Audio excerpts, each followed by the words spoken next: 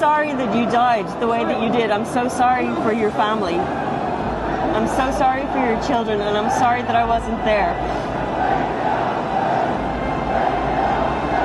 I'm ashamed of your betrayal. And I'm grateful for your sacrifice.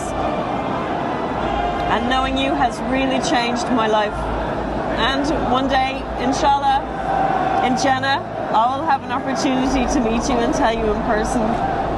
I'm so grateful to you that I'm here. And for the health of my children, for helping me to be on a better road. I have many things in my life that I need help with.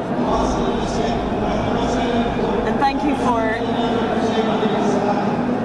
helping me to have a closer relationship with God through your life and the sacrifice and example of your life. I really wish that more people knew you.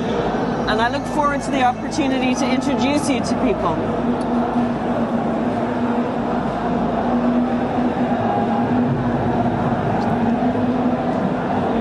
Please help me to stay strong in the jihad that I have for my life to help others, to be patient, not to take insult when I'm betrayed, to have better understanding for humanity.